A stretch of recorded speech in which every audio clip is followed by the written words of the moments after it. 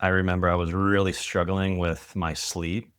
Like, what really led me to lead up to you is I was awake for 4 days straight and I couldn't fall asleep, and it was like my heart was in, like, a fluttering palpitation the entire time, and it was like, "Okay, I didn't sleep last night. That means I'll sleep the next night, and, okay, if I can just maintain, like, composure, maybe I'll sleep this night." And then, like, at the end of day 3, I was like, "I might be getting brain damage at this point." This week on the podcast, my good friend and client, Kevin McAllister, joins me for a live coaching session where we explore some of the deeper roots behind patterns of self sabotage, addiction, and challenges with intimacy and relationship. Together, we move through some parts work that's inspired by the teachings of Richard Schwartz from IFS, and we also explore some unconscious contract work that's based on the teachings of Sarah Payton, who's one of my personal mentors. And throughout the session, you'll witness moments of emotional and energetic release that can be expressed through tears, through laughter, through shaking, and through moments of intense catharsis. And I highly recommend watching the video version of this episode rather than just listening to the audio alone, because so much of the depth of this process is experienced visually and energetically, so you can really tune into it.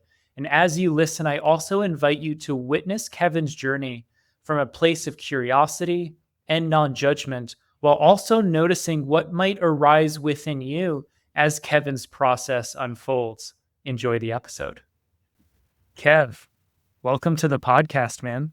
Thank you for having me. I'm excited to have you. And this was a spontaneous thing that we just planned about 24 hours ago Yeah, during our regularly scheduled session. yeah. So I'd love for you to just share, just as we get started, any background that you'd like to share about yourself and or what inspired you to reach out to me. I'm trying to think when you and I connected. Was it like a year It was ago? February of last year. Okay, a little bit over a year ago No. that you and I connected and did quite a bit of work together. Yeah, that January, I remember I was really struggling with my sleep.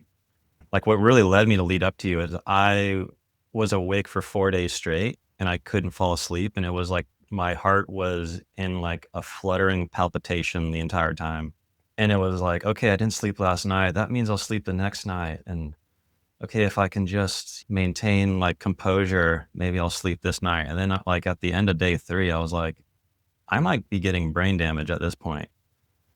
And I was just terrified, like, this might just keep going on. And I had heard you on a podcast, I think with Paul Check, and you're talking about the archetypes. And I had recently read King, Warrior, Magician, Lover, and just like the Jungian style of talking about the archetypes. And it really gave me like a framework to understand what's been going on inside of me.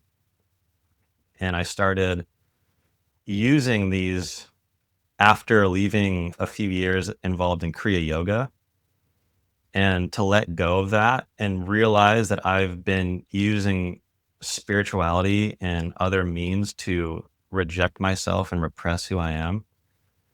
And I was just finally ready to ask for help. Yeah, I was thinking like, oh, I need to like see if he's right for me. And then I remember we got on that call and I was just like, will you please help me?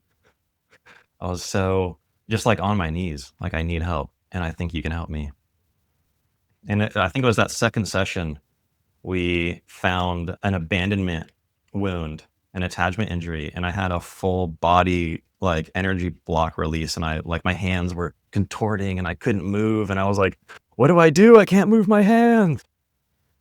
And that was my introduction to connecting with Mother Earth, letting her take that energy and opening myself up to intimacy, really, which is what I'm still struggling with now is my fear of intimacy. And I feel like I've come such a long way just by connecting with the earth and the sun and the moon a lot too.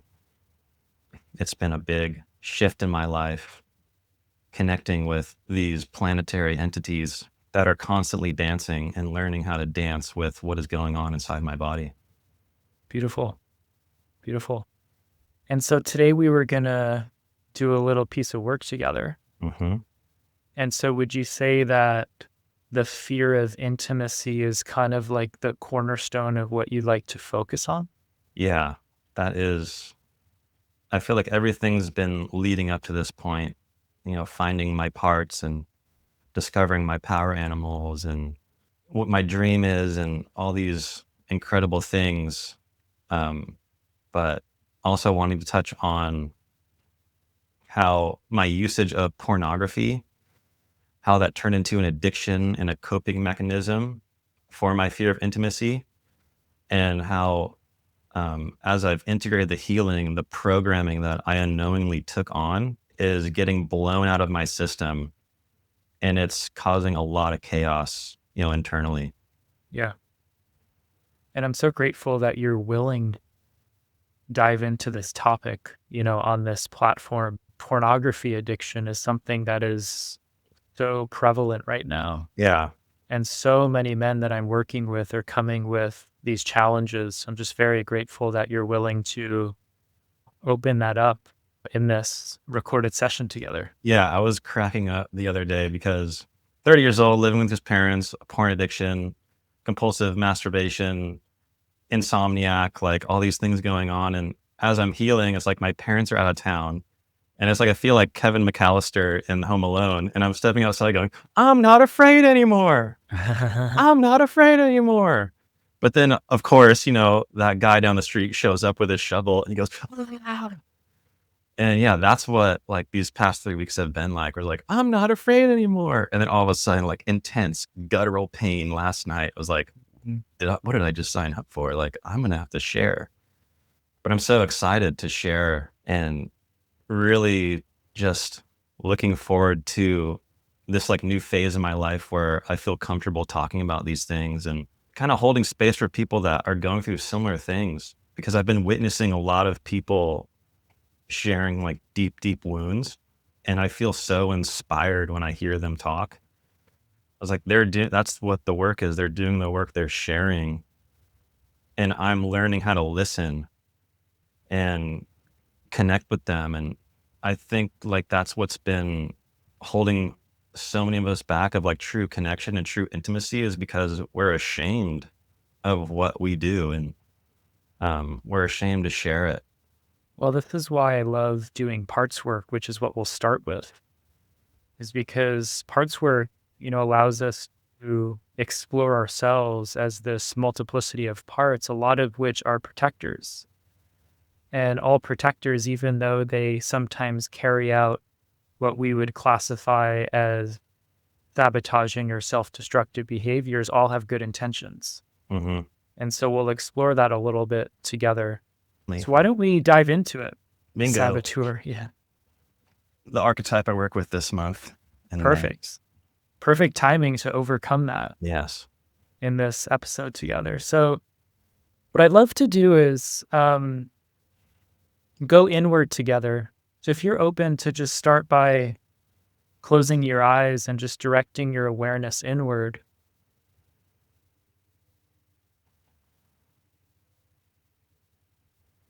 And I'm wondering if we start with that part, which sounds like it was a protector, that was a little hesitant with you coming on to this platform and sharing, maybe the one that was creating some of the stomach pain. And maybe we need to start there before we go any deeper, just so we can create more of a field of safety. Yeah. And so, where would you find that part? Somewhere around your body? It's in my abdomen, just above the belly button. And what do you notice about that part when you just begin to focus on it initially?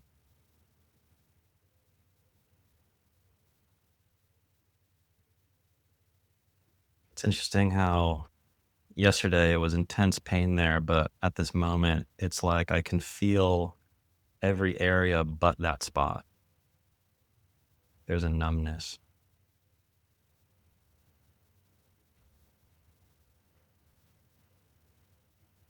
And if you ask this part what it's afraid of,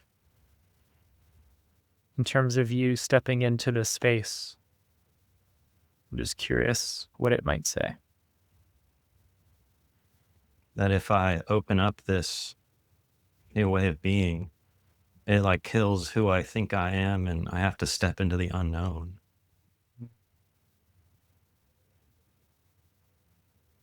So this part's protecting you from almost like a death and rebirth, stepping into unknown territory. Yeah. And it would rather you stay with the status quo of who you've been. Yes, Yeah. Does that make sense to you? it does. And how do you feel towards this part who's been trying to protect you in this way? I feel incredibly curious and very compassionate because he's been with me the whole time. Yeah. He's the one that leads back to my earliest memories of not being able to sleep at night because I'm seeing dark figures standing around my bed. So it sounds like this part has been with you for a long time. Mm-hmm. Yeah. Because all my other parts, they present themselves as a version of me, and he's the one that is older than me. I'm wondering if we can get curious about that. Why this part presents itself as older than you. That looked like they knew what they were doing. Someone had capacity to protect me. Sounds like this part has been protecting you since you were very young. Yeah, How old? at least two. Mhm. And so this part's been protecting you since you're 2 years old. I'm wondering how old it thinks you are now. It knows I'm 30 years old. And so knowing that you're a grown man at 30 years old, does it still have the same fears as it did back then? Or have things changed at all for this part? Because obviously you've changed. Yeah, things have changed a lot. Mm-hmm.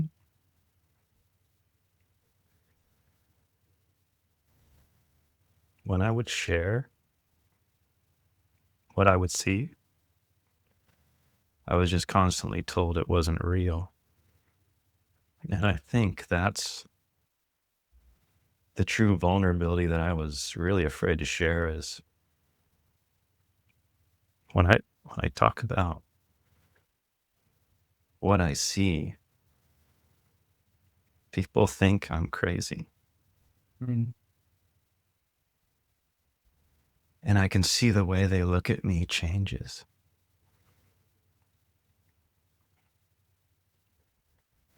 And just feel that much more alone.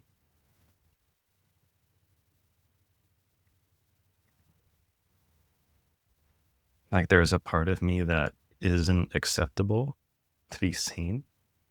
And it feels really good to let go of that. Yeah. So it sounds like this part is probably protecting an exile that had its reality denied Yeah. and was told to believe that it was crazy or that what it was experiencing wasn't legitimate. Yeah. It was always your eyes are playing tricks on you. How are you feeling towards this part as you're getting to really know the role that it's been playing for a very long time? Yeah. The curiosity is just endless. Yeah. So as you're curious, just see if there's anything more that this protector needs you to know before we move forward. So as I was sharing, I guess to give some context, he presents himself as a warrior cloaked in black, and he wields a sword. And it's like a Persian style curved sword. And it's beautiful, jewel encrusted. And now, and many times before, he has taken that sword out and given it to me. And I think I'm understanding how to pick it up. The responsibility of wielding that sword of discernment and stepping into the warrior archetype that he's been holding for me. Beautiful. So it sounds like this protector does have quite a bit of trust in you. Yeah. Yeah. It wasn't easy. Yeah. And so would this part be willing to open up some space in your body and allow for us to explore a little further together? Yeah. He's welcoming. Great. So just thank it for opening up that space for you. Thank you. And now we're at a little bit of a crossroads because we have some options. We could ask this part to show us where that young child is who had its reality denied, and we can go retrieve them. Or we could go in a little bit of a different direction with the fear of intimacy and exploring that. So just check in and see, which path are we going to take? They might be connected. I just hear take the scenic route, which I know is the fear of intimacy. Great. How does that feel for you? Feels good. Right. And so let's start to get curious now about this part that does fear intimacy and where you might find that part somewhere around your body. That is a lower part. Mhm.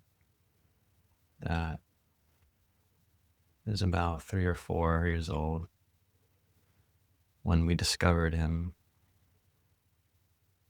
identifying as the saboteur. But now will show up as like a wizard or a magician. Mhm. And he's accompanied with a praying mantis. And what do you notice about this young part just initially as you focus on them? I'm feeling energy expanding throughout my body coming from that spot. The magician finds this amusing. There's like a cave that he sits on top of. And see if you can ask him what his fear is, that fear of intimacy that he still carries. As there's like this well of energy that I've felt the need to put a cap on because it felt too much to share. And there is that deeper wound of it's bringing me up to my throat. The part of me that I had to shut down when my mother would drop me off at daycare and I would have a full meltdown every day. Mm-hmm. And at some point, I had to shut myself off of her intimacy because to have it taken away on a daily basis was too much. Right. So what I was hearing is this part carries, number one, the fear of being too much if it was fully expressed. And number two, the separation between this part and its mother each day going to daycare was also too much. Yeah. Yeah. And it's, wow, I'm seeing how it's all tying in because it drops into my heart. which is the orphan child and the king. Mhm. And I'm seeing the scorpion, which is a power animal in my stomach, and how its tail comes up and then back down into my heart. And that's part because of the fear of being too much and withholding myself. Now I carry this fear of not being enough. Mhm. I can't be present because I'm afraid of opening up and being too much. And then so I can't show up for intimacy to happen. And as you're getting to know this part in this way, how are you feeling towards it? I find it all quite beautiful. The way it's flowing and the way they share. And so if you let him know that you really see him in that light, see how he reacts to you. I feel really warm. I'm really curious this part's awareness of you. So before we move forward, let's check in about that.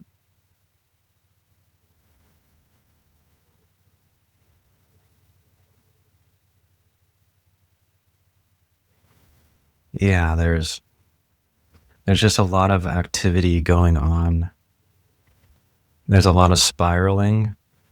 Mm-hmm. I'm seeing two dragons spiraling in me, and they're bumping into each other and they're biting each other. Now, do you want to engage those dragons, or would you like to invite them to open up some space so we can stay with this young part? Just check in about that. I'm just getting this signal to just let it open, give them room. Give them room to dance.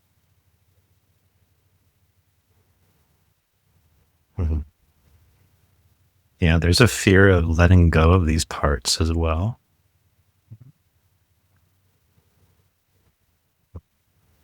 Well, let the parts know that we don't let go of them, but they do transform. I just heard, like, if you open, we'll die. Mm-hmm. Now, before we move forward, let's just get curious which part is speaking that. Is that the young child that we're working with, or is that the protector that we started with? That's what I'm trying to figure out. Awesome. I don't know. It's like maybe they're merging right now. I've never worked with all of them like this. We'll see if they can stay unblended, just so we always know who's speaking. In my throat. I just hear I'm ready. I'm ready to be seen. Yeah.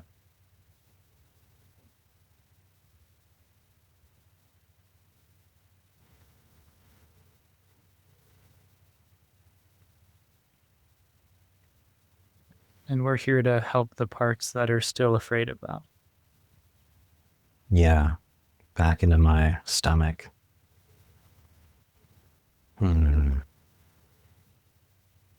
It seemed that I need to have everyone involved in the conversation. Great. And so as you bring everyone in, just check in and see who still needs our attention. Yeah, the warrior.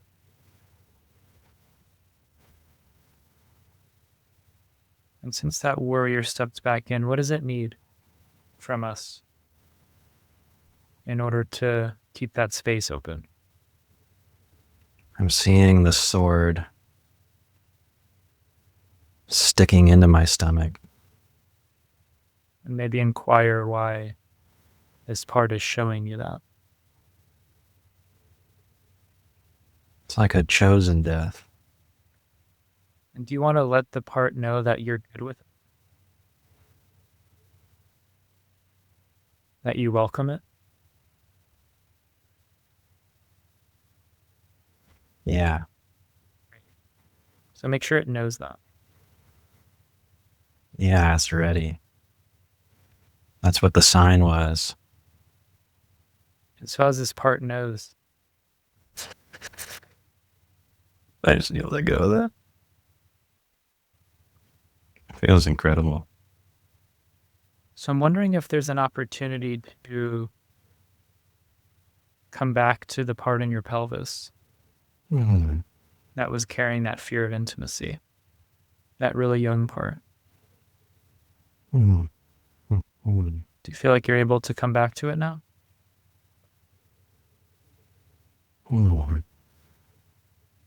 Let's see. My hands are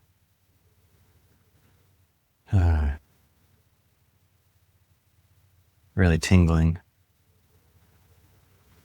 Oh. So it's important as we come back to him that we can really stay with him.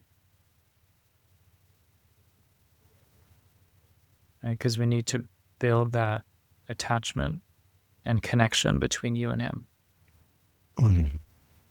Okay. I'm in there. Great. And how are you feeling towards him now? Thank you. And what are you noticing about him when you refocus on him now? Okay. There is more.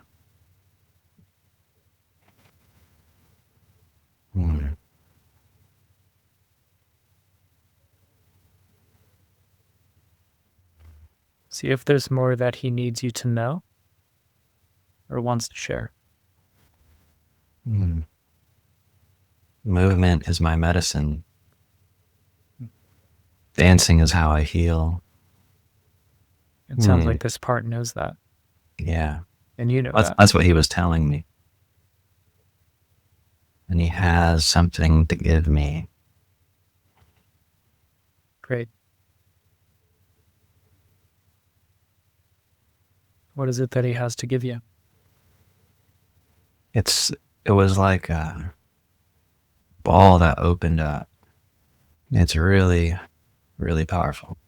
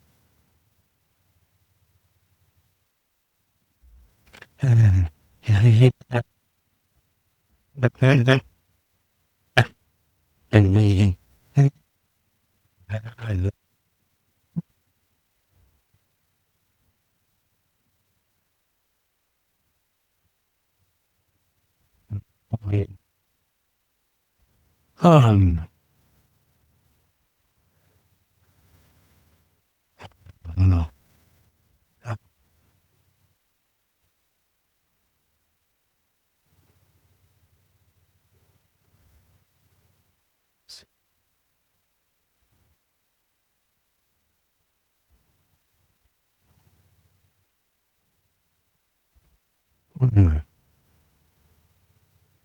See if you can ground your root.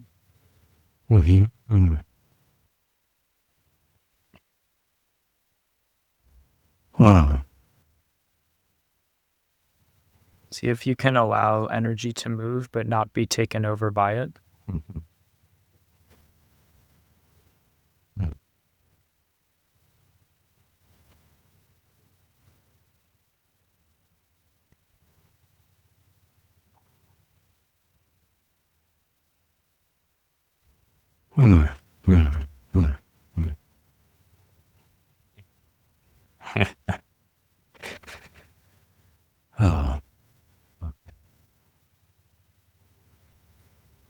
See if you can come back to this young part in your pelvis now. Okay. Damn. And let him know that you're here to help him. And see how he responds to you.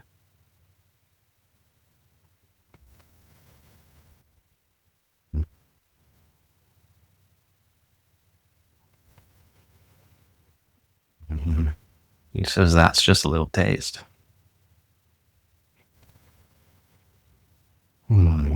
Taste of what?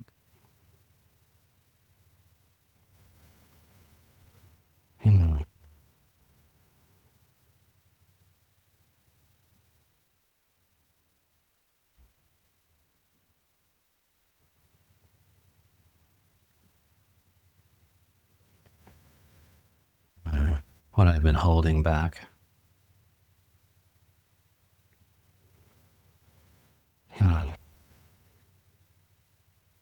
And how does he feel allowing all that to be expressed?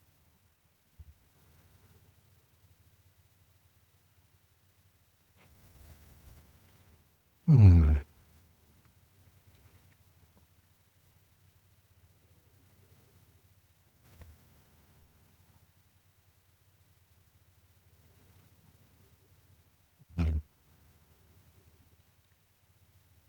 have to keep dancing.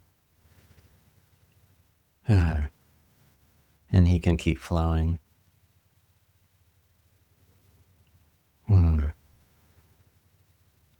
Yeah, for too long I was stagnant. And for him to open that up would have really hurt me. When I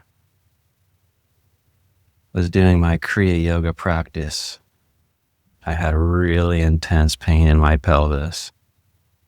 It hurt really bad.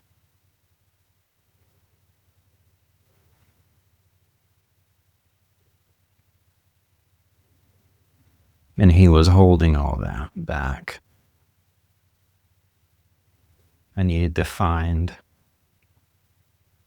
the practices that were right for who I am.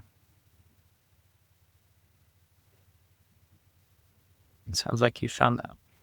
Yeah. See if there's anything he needs to share about the fear that he still carries. He is letting go of it. Great.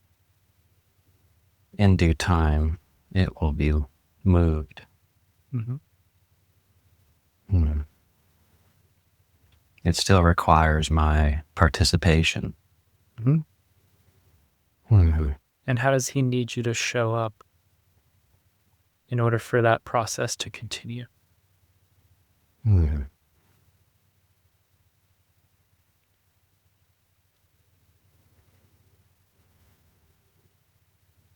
Making time to be ourselves and express ourselves and share ourselves.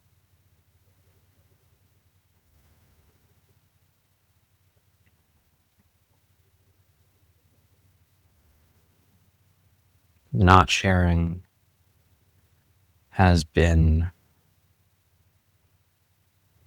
like putting a cork on a flowing pipe, like the dam of a river.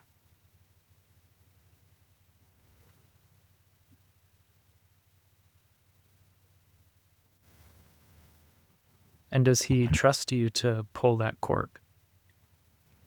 We fucking pulled it. Great. The cork has been pulled. Awesome. I am being destroyed.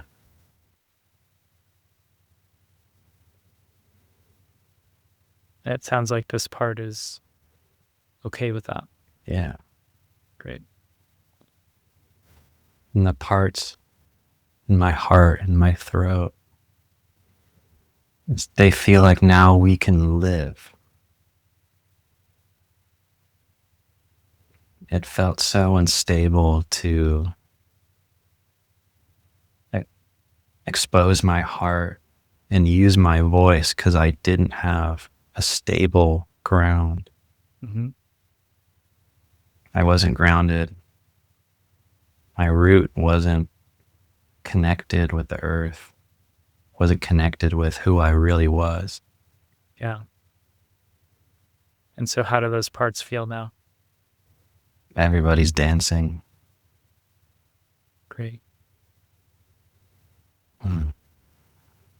Now here's my final question for you and some of these parts. Was pornography the release valve as a result of that cork? Mm.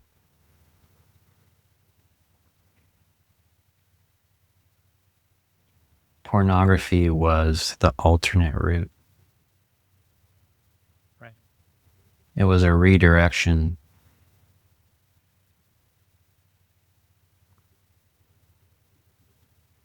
And maybe a necessary pressure valve at the time. Yeah. I get a lot of visions of trains. Mm. It's all coming to a crossroads now. I see, so clearly how to engage in pornography was to actively pull that lever and switch the tracks. Mm-hmm. Yeah, but to not even go anywhere, to go into a docking station, go into a train yard and just sit there. And so I'm wondering, as we close, if we identify and release your unconscious contract with pornography. Mhm. How does that sound? Yeah, let's do it. Great. So the contract would sound something like this. I, Kevin, I, Kevin, solemnly swear to my essential self solemnly swear to my essential self that I will utilize pornography that I will utilize pornography and masturbation and masturbation in order to in order to what? In order to release the pressure of not expressing myself fully? no, because it never did that. Okay. In In order order to to distract myself from myself, from what I'm afraid to step into, in order to distract myself from who I am, distract myself from who I am, no matter the cost to myself. no matter the cost to myself. So let's have you say that out loud from start to finish. I, Kevin, I, Kevin, solemnly swear to utilize pornography and masturbation in order to in order to distract myself from being myself, no matter the cost to myself. Great. Now breathe. Step into your essential self.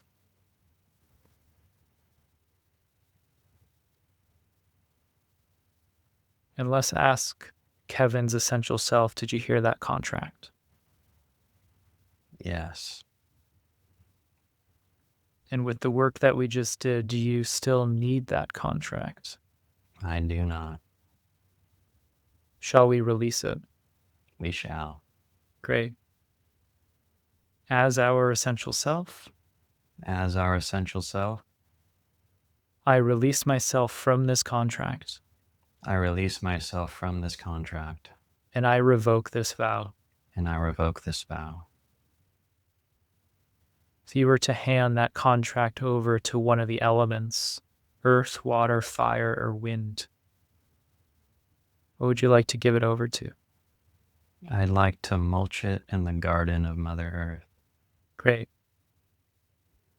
So let's give that contract to the earth.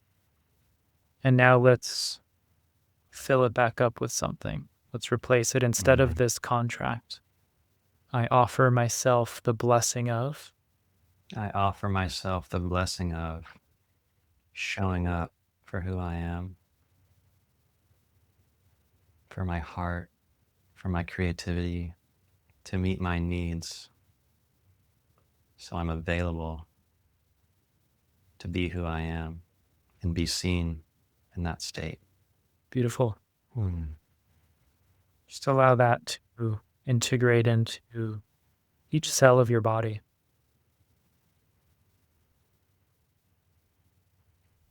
We can call that a software update. Then just check in with your system and see if that feels complete for now. Yeah, just another moment. Sure. I just need to stand up.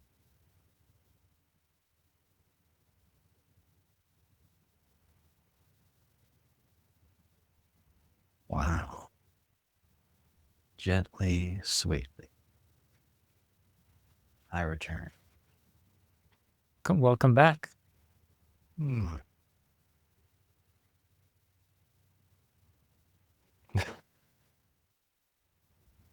That was the craziest session we've ever had. Well, I'm glad we get to share it with the world. Yeah. I feel so good. It was quite a journey. Thank you for sticking with it. You're welcome. Confronting my tendency to go, oh, I'm healed now, it's over. There's always a deeper layer. Totally. You know, one thing that I'd love for you to speak on, because this is a big topic in the realm of addiction, Yeah. is where we forgo authenticity Mm-hmm. to secure our attachments. Yeah. I'm curious if you want to share any words regarding your experience of that, because that's a lot of the saboteur, is we Yeah. sabotage that. Well, yeah, I also wanted to share, because we did that contract and it was really beautiful, but kind of repeatedly revoked and replaced, because it's been 8 months of no pornography, and I felt the way I felt the moment it happened, and which was like, I can't treat myself like that anymore, because I became painfully aware of what I was welcoming into my system. There was like that week span that led up to last October's Men of Movement retreat. And when I would lay in bed at night, I would see this like ghoul with a serpent tail, and he had like a rusty, battered sword. And he was just, wagging his tail and just looking at me. I was like, you have something to share with me? And I just got the messages like, this is what you've been inviting into you. Every time you engage with something, you open the door and you welcome it in. And so I was dealing still with compulsion, and I knew that the deeper need of pornography was me looking to be held for intimacy. And I confused it with sex. And I took on the programming of pornography, and it showed me like, when that moment arises where like you feel lonely and you want to be held, it means that you want to have sex or consume like sexual content. And well, actually, I had tried to quit pornography for a few years, and I had this big realization, like, I'm constantly fantasizing. it's like you see someone that's attractive and then there's this like fantasy going on, and it's like I feel disgusting. I'm objectifying them. I'm putting no effort into seeing who they truly are. And that was still happening after quitting the pornography. And that's when I realized that this is not a healed wound. There's still, stuff bubbling around in there. It wasn't until, the past 3 weeks that when the deep desire to be held showed up, I actually understood that it was to be held. And so there was a moment where I was working on an illustration and the feeling comes up and it's like, oh no, I have to take care of this. And then I laid down and I was thinking I was going to engage in that. But I was like, I don't want to do this right now. Why am I doing it? And it's like, is this even me? Am I having this urge? And when I asked that question and I just let the urge expand and stop trying to contain it, my body shook and it flew around and I felt things like blowing out of my system. And I understood like what was really going on was I wasn't feeding the entity that I took on, the parasite. And for the past 3 weeks, it's been really chaotic in my body, intense, like nausea. It was very similar to the experience that happened when I integrated healing around pornography and I had a death experience. My clairvoyance opened up. It was like fractal geometry coming at me at 100 miles an hour. And I was sharing things I was seeing with people I knew. And I just knew like I had to run away. And luckily, I was planning a trip up north, but I left, 2 days early and met up with you in San Francisco and was just like, what is going on with me? I created a whole prophecy that I was going to meet a woman who was going to be my soulmate and you were going to introduce me to her. And it was like I'm healed and everything I'm wanting is now coming true. And now I'm going to drive up there and my life is going to change. And it was like I was on like 6 grams of mushrooms for 5 days straight. I mean, it was crazy for, like my family and stuff, but it was one of the best weeks of my life. Just I was having so much fun. But the come down was incredibly, low. And when you said, I'm going up to Mount Shasta right now, I think you should join me. That trip was so inspiring to be able to like cry in front of other men and the men put their hand on my shoulder. It just showed me like you can share and you can be safe. And that's really what kind of compounded the months after. And just like giving me the courage to go deeper and what is the real need and what is the safety that I need to cultivate into, getting those needs met. Mm.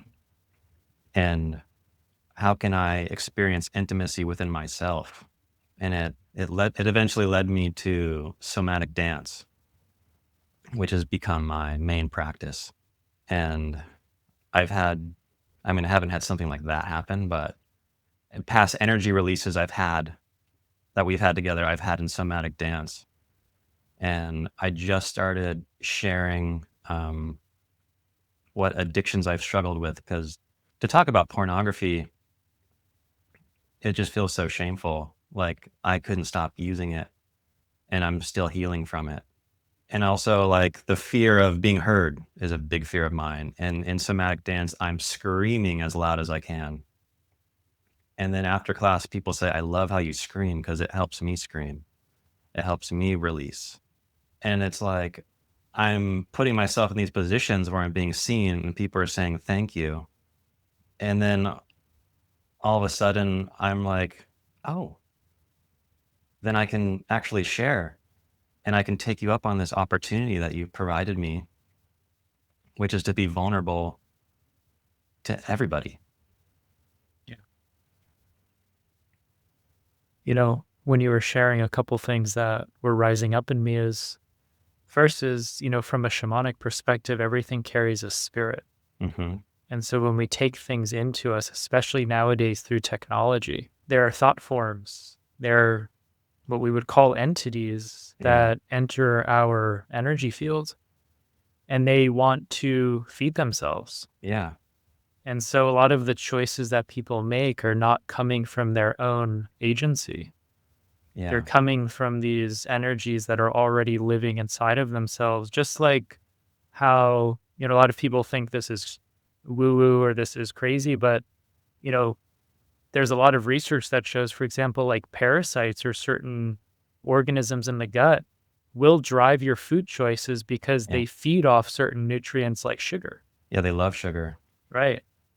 There's even, studies show that certain parasites are more common in people that are prisoners in jail.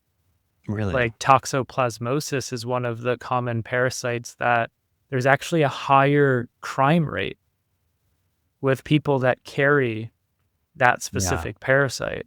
And the other thing is, a lot of people try and heal addictions through willpower. Yeah. And I've never seen that to actually work. No, it hasn't Be- worked for me. yeah, because when it comes to trauma and when it comes to unconscious contracts, our unhealed trauma and our unconscious contracts are so much more powerful than willpower. And it will lose every time. And the challenge that happens is when people try and use willpower and they inevitably fail or fall off the wagon or relapse, you end up creating what's called a shame cycle, an addiction cycle, which is the very shame that we create from falling off the wagon, so to speak, is actually the same emotion that we were using that substance or that vice in the first place to medicate. And so it becomes this negative feedback loop that also keeps us stuck. Yeah. And it just reaffirms the fear you have of ever overcoming it.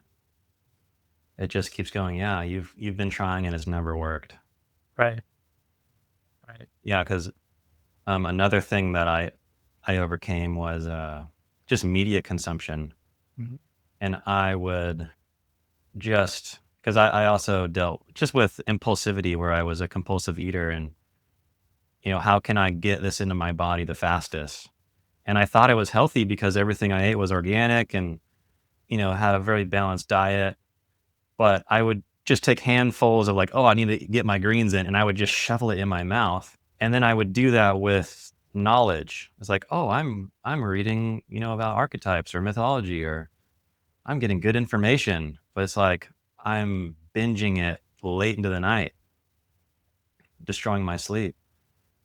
And the awareness that I had to just observe my body when the urge to masturbate came up, which was, I think, the most difficult thing to do. It became really easy to the urge to look at your phone or to check something when there's no reason to check it and get lost in this cycle of looking at information. And so, like, the past 3 weeks have been no media, no masturbation, just dancing, eating good meals, going to work, showing up and being more charismatic there and having these really powerful experiences in somatic dance. Somatic dance was actually like, if I didn't have that, I don't know if I could have done what I did. Yeah. Well, it sounds like you found your medicine. Yeah. And to give a shout out to Gina Victoria, she is my somatic dance priestess behind the lids in Costa Mesa every Monday, Wednesday, Friday. Cool. So, Kev, last thing I want to share with our listeners is that you are an incredible artist. Thank you. And so, if people want to check out some of your absolutely incredible art, which I've had the pleasure of getting to experience, where would you like to direct people? So I'm just now coming into actually sharing the art that I feel is truly creative. So it's not a lot out yet. I did share something. that I will just reveal, which is Beautiful. I shared that with you on Mother's Day, and that is the internal mother that I found within myself. And it was just the part of me that was whispering, take good care of yourself, show up, don't go too fast, be gentle. Now's the time to be gentle. So my Instagram is kev.net _ kev.net _ and I'm planning to share more stuff. I'm working on a myth, writing my own personal myth, and I'm kind of turning it into a fairy tale. And I'm very excited to finally share the things that move me, not the things that keep me safe. Yeah. For some years, I was sharing like, oh, this is a really cool design, and people are going to like this, and they'll accept me if I put this out. Well, I hope this session continues to open the floodgates. Yeah. And I hope this session and this episode also inspires all of you listening in to allow your floodgates to open, because we need it and the world needs it, Yeah. which is authentic, creative expression. Yeah. I had this realization at the end of a somatic dance, and a woman was sharing just some heavy stuff about her childhood and her fear of community. And everyone else in the group had to go, but me, Gina, and her stayed. And then she shared something really, really powerful, and she broke down crying. And I just immediately, instinctually took a meditation pose and just sat there and breathed while Gina held her as she cried. And I just saw like, this is what we're up against in humanity. We're hurting really badly. And there are the forces, the people, whatever, that are pumping out negativity and harmful information. They're playing big. They're playing really big, and they're not stopping, and they're doing a good job. And so there's like a war going on, but to fight it, we have to stop fighting and just share who we are. And the best thing that we can do for someone else is just be a good example and be a reminder to take care of yourself and possibly inspire them to share as well. And so I felt so inspired by her sharing. And I actually had a lot of stuff come up about my mother, who is a physical therapist for children with disabilities. Mm. And there were a lot of times where she would be late and I wouldn't know where she was. And I would cry in the hallway at school because she didn't show up. But she was helping a child who can't move. She was helping someone move. And when I saw Gina, who has a son, and she was going to be late to pick him up from school, and I just saw the beauty of what she was doing, where she was holding someone who needed to be held. Yeah. And it gave me so much compassion for the child within me that was hurt. And then for my mother, who, she has to deal with that pain too of not being there for her son. Because I see Gina, I was like, oh God, like I have to make it up to him. And yeah, it's just a beautiful scene down there. Yeah. That's somatic dance. Beautiful. Kev, thank you so much for coming on the show. Of course. Thank you for your courage. Thank you for your vulnerability. And thank you for being such a bright light for all of us. Thank you. I did it. I shared. You did it. And I didn't die. Well, I did in a way. You did. I did die. You were also reborn. And I was reborn. Thank you to all the listeners. If you enjoyed this episode, please share it. And I look forward to sharing another wonderful episode with you all next week. Bye-bye. Thank you.